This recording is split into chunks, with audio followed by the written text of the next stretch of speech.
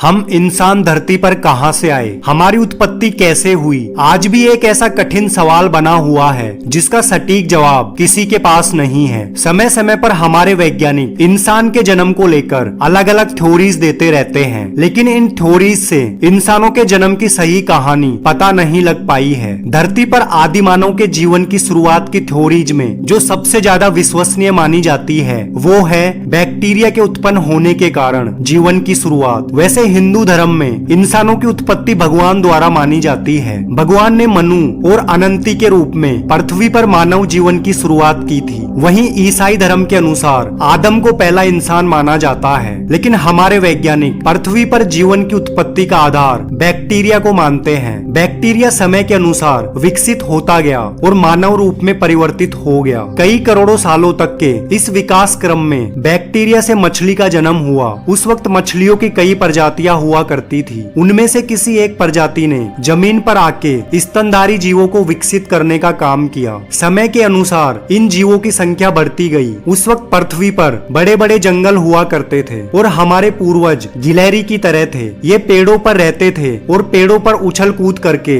वहाँ लगे फलों को खाते थे। उस वक्त के हमारे पूर्वजों को जमीन से कोई लेना देना नहीं था, क्योंकि एक पेड़ से दूसरे पेड़ पर उछल कूद कर भोजन जुटाकर ये अपना पेट भरते थे। कई सालों बाद जंगल सूखते गए, जिसकी वजह से खाने की किल्लत पड़ने लगी। पृथ्वी पर होने वाले इस बदलाव ने हमारे पूर्वजों को भी बदल दिया। इनकी पूंछ छोटी होती गई और हाथ लंबे होते गए। कई लाखों सालों तक ऐसा ही सिलसिला चलता रहा और अफ्रीका में भयंकर सूखा पड़ने लगा। हरे पेड़ खत्म होने लगे। हमारे पूर्वज भी अफ्रीका के इसी भाग में फंसे हुए थे। पेड़ों पर खाने के लिए कुछ नहीं बचा था, इसलिए हमारे पूर्वजों को पेड़ों से नीचे उतरकर जमीन पर आना पड़ा। इस वक्त तक हमारे पूर्वज बंदरों के आकार के हो चुके थे। इनकी लंबाई भी 4 फीट तक होती थी और दिमाग संतरे के आकार तक बड़ा था। आज से 45 लाख साल पहले हमारे पूर्वजों ने पेड़ों से नीचे उतरकर जमीन पर चलना सीख लिया। अब हम 2 पैरों से आसानी से चलना सीख चुके थे, जिससे हमारे हाथ आजाद हो चुके थे। ये लोग जमीन पर खड़े होकर पेड़ों से अपने हाथों को आगे बढ़ाकर फल तोड़ना सीख चुके थे।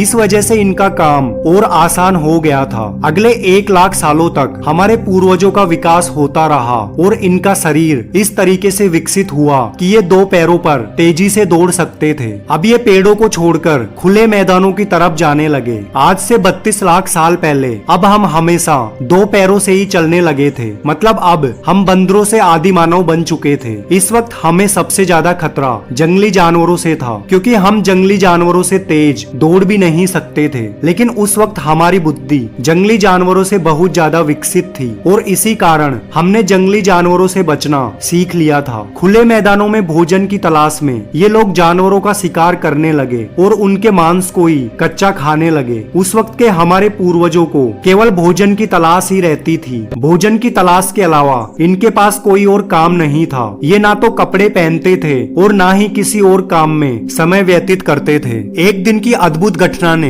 इन आदि मानव के जीवन को बदलकर रख दिया। जब ये कई पत्थरों को आपस में टकरा रहे थे, तब पत्थरों के टकराने के कारण आग लग गई। सूखा जंगल होने के कारण आग जंगल के कई हिस्सों तक पहुंच चुकी थी और इस आग में कई जंगली जानवर जल चुके थे। जब इन्होंने जले हुए जानवरों के मांस को खाया तो यह इन्हें काफी ज्यादा स्वादिष्ट लगने लगा। तभी से ये लोग मांस को आग में पकाकर खाने लगे। आदि मानव ने जब आग पर पका हुआ भोजन खाना शुरू किया तो वो शरीर में बेहतर तरीके से पचने लगा। इस तरह उन्हें अधिक पोषक तत्व मिलने लगे और एनर्जी भी ज्यादा मिलने लगी। इसका असर उनके दिमाग पर हुआ। उनके सोचने समझने की क्षमता बढ़ने लगी। इस कारण उनका शरीर और दिमाग तेजी से विकसित हुआ। इस वक्त शेर और बाघ जैसे जानवर आदि मानवों का आसानी से शिकार कर लेते थे। इससे बचने के लिए ये गुफाओं में झुंड बनाकर रहने लगे। इन्होंने आग का तो आविष्कार कर ही लिया था और अब ये आग से मांस को पकाकर खाते थे। रात के समय आग जलाकर प्रकाश प्राप्त करते थे। भयंकर ठंड से बचने के लिए ये आग जलाकर गर्मी प्राप्त करने लगे। जंगली जानवरों से अपनी सुरक्षा करने के लिए भी ये गुफाओं के आगे आग जलाकर रखते थे, क्योंकि सभी जंगली जानवर आग से बहुत ज्यादा डरते थे। इस वक्त तक ये पत्थरों से हथियार बनाना भी सीख चुके थे। पत्थरों को नुकीले करके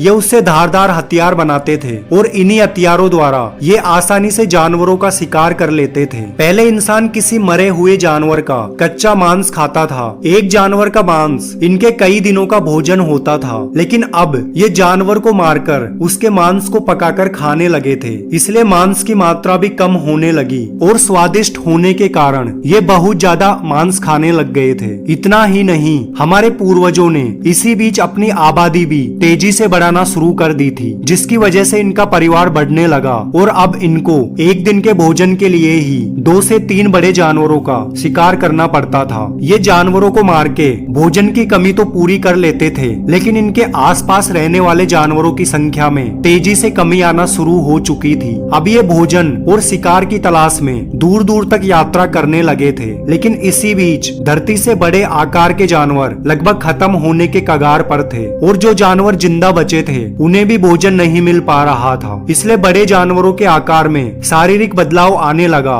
और इनका आकार छोटा होने लगा। इसका सबसे ज्यादा असर हमारे पूर्वजों पर देखने को मिला, क्योंकि अब इनके लिए पेट भरना मुश्किल हो चुका था। लेकिन उस वक्त मांस के अलावा पेट भरने के लिए कोई दूसरा साधन भी उपलब्ध नहीं था। ऐसे में हमारे पूर्वज सूखे जंगलों से तेजी से पलायन करके हरे भरे जंगलों की तरफ जाने लगे। अब ये वापस से पेड़ों पर लगे फल और वनस्पतियों को खाकर अपना पेट भरने लग गए थे। लेकिन एक तो इन आदि मानवों की संख्या बहुत ज्यादा थी और पेड़ों पर फल कम थे, और दूसरी समस्या फल खाने के कुछ घंटों बाद ही इन्हें वापस से भूख लगने लग जाती थी। लेकिन प्रकृति तो हमारे पूर्वजों को आधुनिक इंसान बनाना चाहती थी। जब ये आदि मानव फलों को खाकर उनके बीज जमीन पर फेंक देते थे तो कुछ दिनों बाद वो बीज पौधा बन जाता था। कुछ सालों तक ऐसा होते हुए देखकर हमारे पूर्वजों को समझ आ चुका था कि वो मांस के बिना भी जीवित रह सकते हैं। अब वो फल खाकर उनके बीज को जमीन पर फेंककर वापस से पेड़ उगाकर खेती करना सीख चुके थे। उस वक्त धरती पर जमीन भी काफी उपजाऊ हुआ करती थी। बस फिर क्या था, हमारे पूर्वजों ने भोजन के लिए खेती करना शुरू कर दिया। अब ये फलों के साथ साथ अनाज उगाना भी सीख चुके थे और अपना पेट भरने के लिए जानवरों का शिकार करना